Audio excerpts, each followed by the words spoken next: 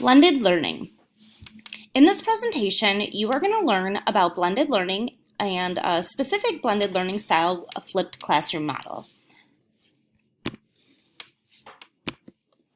Blending learning is a teaching method that combines face-to-face and online learning. The goal of blended learning is to present students with more engaging instruction and active practice experiences. The variety of learning opportunities provides all students with a unique set of experiences to help them reach their highest level of learning potential, which is what we all want. A flipped classroom model is an educational approach that's student-centered and not teacher-centered, and it's mediated by technology. So universal design for learning incorporates multiple means of engaging with content and people, representing information and expressing skills and knowledge. So flipped classroom model is blended learning, and it's also universal design for learning because it's really differentiated and it meets the needs of each student individually. So how does the flipped classroom model work? Well, the concepts are taught using instructional videos. Students watch videos outside of the class, that's their homework. Students practice new skills during class, and the teacher facilitates the learning. So instead of doing their typical assignments at home, they get their instruction at home, and then they work on their assignments in class where I can facilitate and walk around and differentiate and make sure that everybody's, getting a task that's at their appropriate level and they're being provided with support while they're working instead of being at home and maybe not knowing what to do and not having their peers or their teacher there to help them. So like I said, flipped learning is one way to differentiate instruction to meet the needs of all students. So it's a universal design for learning. Math is traditionally taught using a direct instruction approach. Teachers lecture and students take notes and complete practice problems. Using a flipped method to teach math makes it a lot easier for all students to learn new skills at a pace that matches their processing speed. We've all been in the classroom where we're going through instruction and we have some students who are as fast as they can writing everything down and other students who are sitting there and staring at you because they got the concept 2 minutes ago. And so this eliminates that. Everybody can just get the instruction at their own pace. They stop the video, they write it down, they rewatch what they didn't understand. On YouTube, they have a feature where you can speed up the person's voice. So if they're really getting it and my video I made is too slow for them, they can literally just make me talk faster. Okay.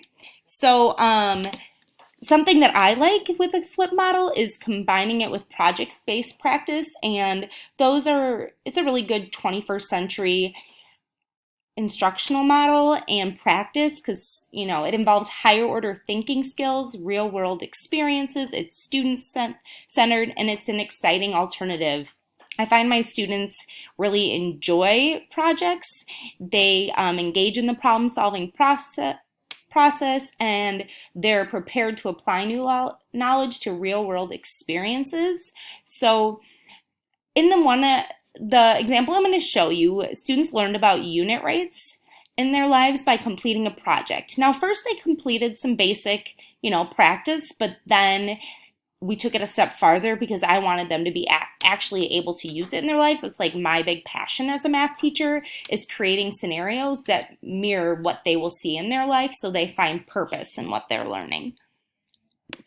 So the objective for the unit rate project that I'm going to show you, or lesson I guess you could say, is students will be able to use rates to solve real life problems, and students will compute the unit rates of different products to price compare. Students will be able to find the best deal when they are shopping in the future using this skill. So the first one is taken from the Common Core standards, and then the second one is the specifics that I put on it to show how we're using this skill that we should know in the real world. So the lesson design, like I said, it is an instructional video and practice problems.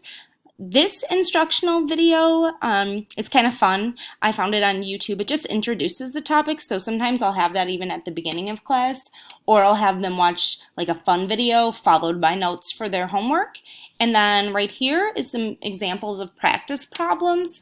I get these practice problems from the mathaids.com website, and then also a good site to use is Common Core Worksheets. They allow you to create and kind of personalize your worksheets. So if you only wanted like multiplication facts up to 10, you could focus in and narrow in on that. And so I find it's been a great tool if I just need the kids to do some extra practice problems that are already made. Okay, and here is the example of the fun video that I found. So I'm just going to click on that.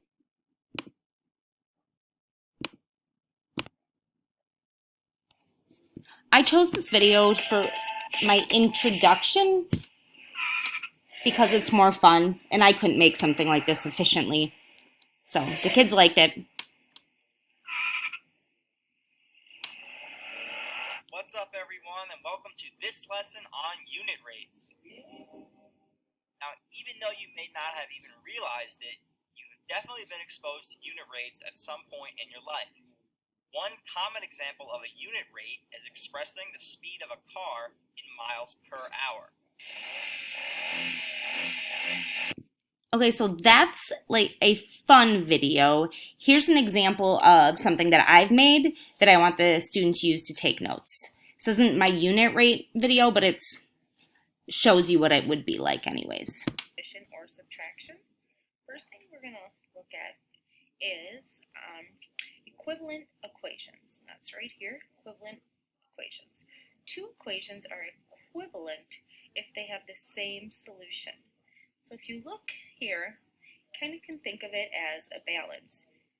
This equation is equal to this equation because they both equal 11. 5 plus 6 equals 11, and so does 2 plus 9. So these two equations are equal. If we look over here, we have x plus 8 equals 14, and y minus 5 equals 14. Because both of these equations are equal to 14, we would call them equivalent.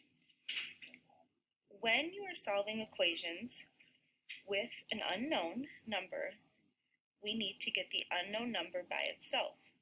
And if you remember, an unknown number is represented with a variable or a letter. So if you look here, the example problem, they're solving for x. X minus 5 equals negative 1. In order to solve for x, we need to get the variable x on one side of the equation by itself. Okay, so this video, this document that's on the video, the students have a copy of that too. So for the things that are a little bit tricky to read, they always have it right in front of them. And as I go through this video, I will skip ahead to the part where I ask them to take notes. Important to remember what inverse operations are. They're pretty much just the opposite.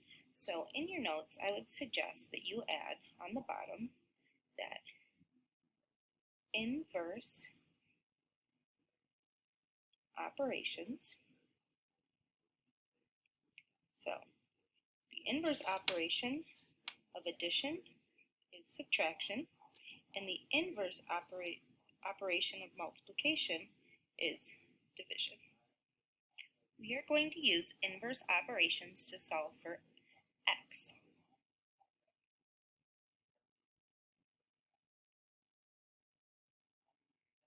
When solving algebraic equations, I put a line down the center of where my equal sign is, and that. So that was an example, and you can always check out my YouTube page if you want to see more of my instructional videos. I don't have them all up, but I'm working on getting there. And then unit rate project. There's another video the kids would watch, and I'm not going to have you watch another video. And then after that, they're going to complete their projects individually or in small groups. And then whenever they do a project, I like for the students to share with their classmates. I think that's really important that they practice presenting. All right, so we've done our video, we've done our regular practice.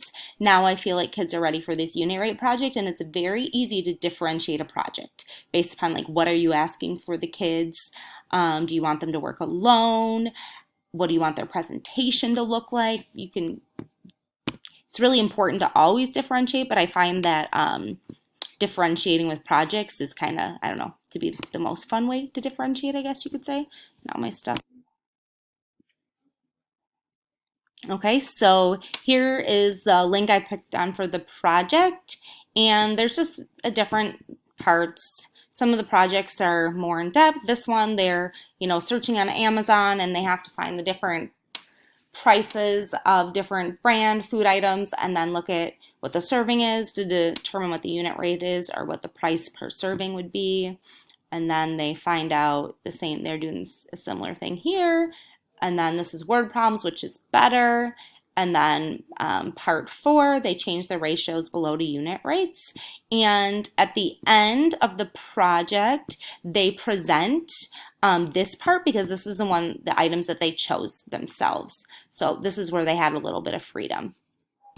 Okay, so that was just a really quick little video with a few things that I've done with my flipped classroom, and it's active learning and goal-oriented, and the students are, they end up being pretty resourceful and knowledgeable when completing these types of learning tasks because it does require some independence, but it also, I am there to support them, so it's good scaffolding and differentiated instruction, but the setup, allows the students to take chances and take risks, and with the support of their teacher while learning at their own pace. So on the rest of this page, you'll find some more information about how I've made my flipped classroom. I really love Explain Everything, YouTube, and then Google Classroom, and now I use Schoology. So, all right, thanks for watching.